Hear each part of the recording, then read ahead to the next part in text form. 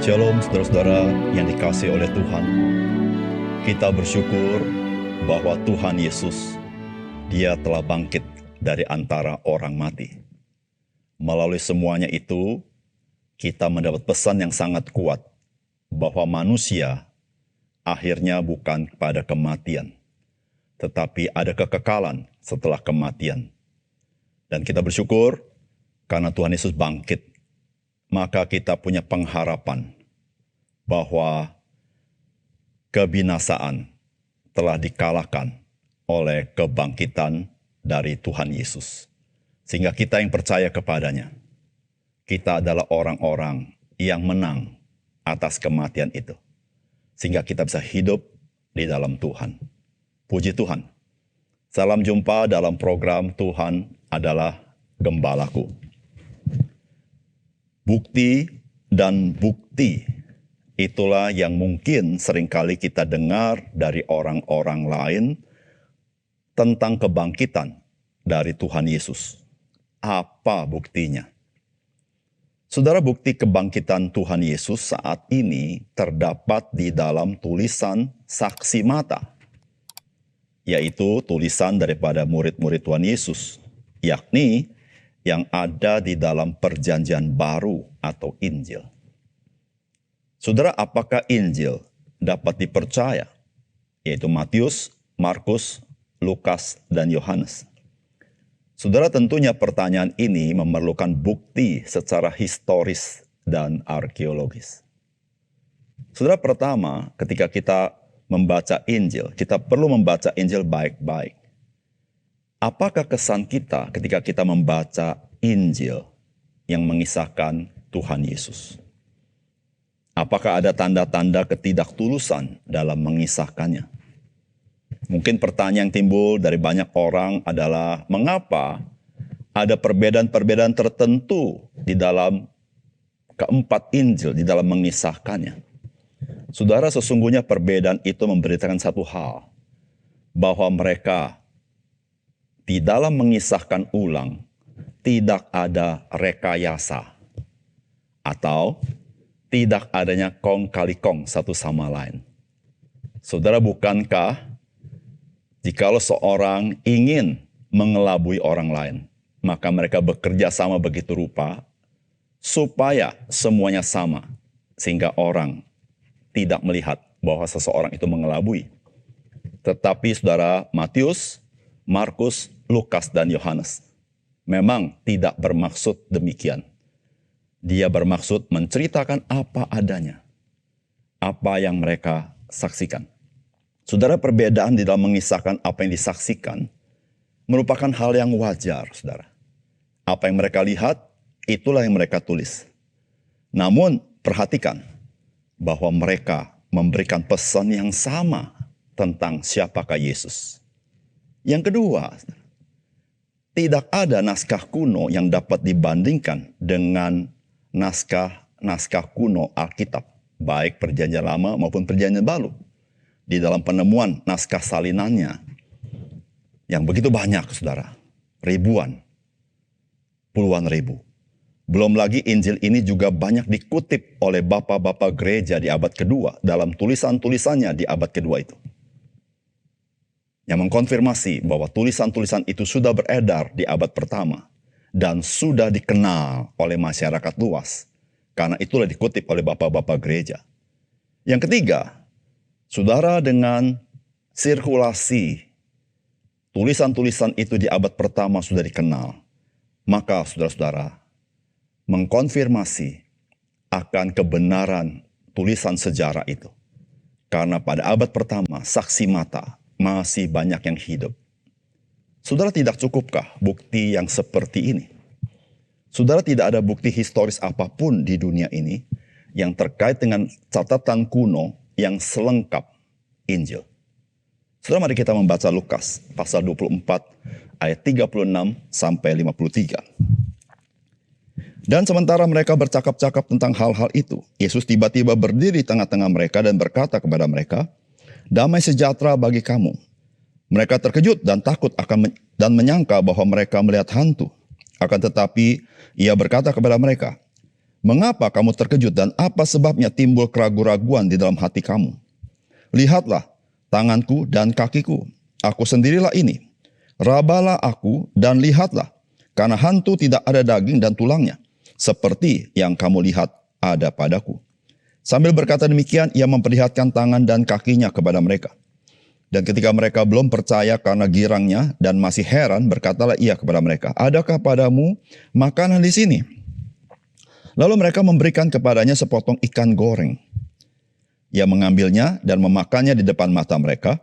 Ia berkata kepada mereka, inilah perkataanku yang telah kukatakan kepadamu ketika aku masih bersama-sama dengan kamu, yakni bahwa harus digenapi semua yang ada tertulis tentang aku dalam kitab Taurat Musa dan kitab Nabi-Nabi dan kitab Mazmur. Lalu ia membuka pikiran mereka sehingga mereka mengerti kitab suci. Katanya kepada mereka, ada tertulis demikian, Mesias harus menderita dan bangkit dari antara orang mati pada hari yang ketiga. Dan lagi dalam namanya, berita tentang pertobatan dan pengampunan dosa harus disampaikan kepada segala bangsa. Mulai dari Yerusalem, kamu adalah saksi dari semuanya ini. Dan aku akan mengirim kepadamu apa yang dijanjikan Bapakku. Tetapi kamu harus tinggal di dalam kota ini sampai kamu diperlengkapi dengan kekuasaan dari tempat tinggi. Lalu Yesus membawa mereka keluar kota sampai dekat Betania. Di situ ia mengangkat tangannya dan memberkati mereka. Dan ketika ia sedang memberkati mereka, ia terpisah dari mereka dan terangkat ke surga. Mereka sujud menyembah kepadanya. Lalu mereka pulang ke Yerusalem dengan sangat bersukacita. Mereka senantiasa berada di dalam bait Allah dan memuliakan Allah. Saudara yang dikasihi oleh Tuhan, Yesus Kristus yang bangkit bukan saja dinyatakan melalui kubur yang kosong dan dengan perkataan dari malaikat, tetapi dia sendiri menampakkan dirinya kepada murid-muridnya berulang-ulang kali dengan pelbagai cara, dengan pelbagai situasi. Itu yang pernah ia katakan sebelumnya, bahwa ia akan datang lagi kepada mereka. Saudara, kubur kosong, perkataan-perkataan malaikat, dan penampakan diri yang berkali-kali selama 40 hari disaksikan oleh murid-muridnya di dalam segala situasi dan dengan jumlah yang berbeda-beda, bahkan ada di antaranya dengan kehadiran 500 orang. Tidakkah cukup menjadi bukti yang meyakinkan bahwa sesungguhnya dia hidup? Saudara, apakah pesan firman Tuhan bagi kita? Saudara, yang pertama, saudara, Tuhan Yesus membuktikan kepada murid-murid yang ragu-ragu bahwa ia memang telah bangkit dan hidup secara nyata. Saudara, firman Tuhan berkata begini, akan tetapi ia, yaitu Yesus, berkata kepada mereka, mengapa kamu terkejut dan apa sebabnya timbul keraguan-raguan di dalam hati kamu? Lihat tanganku dan kakiku, aku sendirilah ini. Rabalah aku dan lihatlah, karena hantu tidak ada daging dan tulangnya seperti yang kamu lihat ada padaku. Saudara-saudara yang kasih dalam Tuhan, murid-murid Tuhan Yesus adalah murid-murid yang tidak pernah terpikir bahwa Yesus yang mati, dia akan bangkit. Sehingga ketika Tuhan Yesus menampakkan diri, mereka menjadi ragu-ragu. Sehingga dari sini kita tahu, saudara-saudara, bagaimanakah mungkin yang tidak pernah terpikirkan mereka membuat sebuah rekayasa. Saudara, Tuhan Yesus berkata, akulah ini, lihatlah kepada tanganku yang berlubang paku dan kakiku. Dan Tuhan Yesus suruh, rabalah. Lalu Tuhan berkata, lihatlah, hantu tidak ada daging dan tulang seperti yang kamu lihat ada padaku. Saudara, kalau ini halusinasi, maka tidak mungkin mereka bisa meraba Tuhan Yesus. Lalu firman Tuhan berkata begini, sambil berkata demikian, ia memperlihatkan tangan dan kakinya kepada mereka. Saudara yang kasih dalam Tuhan, ketika kita bicara iman Kristen, saudara, iman Kristen berbicara tentang saksi mata yang sifatnya historis. Tidak berbicara di tempat yang gelap, tetapi disaksikan dengan mata kepala sendiri. Dan itu yang Tuhan lakukan ketika dia mengulurkan tangannya dan memperlihatkan kakinya kepada mereka. Lalu firman Tuhan berkata begini, dan ketika mereka belum percaya karena girangnya dan masih heran, saudara, mereka sudah melihat kaki dan tangan Tuhan Yesus, tapi mereka masih belum percaya. Apa kata Tuhan kepada mereka? Adakah padamu makanan di sini? Saudara, ini bukti yang kedua yang Tuhan mau sampaikan kepada mereka bahwa mereka tidak halusinasi. Dan Yesus yang datang adalah Yesus yang sudah bangkit dari antara mati dengan tubuhnya. Yang real. Maka Tuhan berkata, adakah padamu makanan di sini? Lalu firman Tuhan berkata begini, lalu mereka memberikan kepadanya sepotong ikan goreng. Saudara, spesifik sekali. Ikan apa yang dikasih? Yaitu ikan goreng. Artinya apa, saudara? Hanya saksi mata yang dapat menceritakan sebuah kisah sangat detail. Sampai ikannya diapain, diberitahu. Ikan itu digoreng, saudara. Lalu Alkitab berkata, ia mengambilnya dan memakannya. Memakannya di mana, saudara? Di depan mata mereka. Saudara, iman Kristen ditopang dengan fondasi historis, saksi mata yang menyaksikan. Saudara yang dikasih oleh Tuhan, Tuhan Yesus membuktikan kepada kita bahwa memang ia telah bangkit dan dia hidup dengan nyata.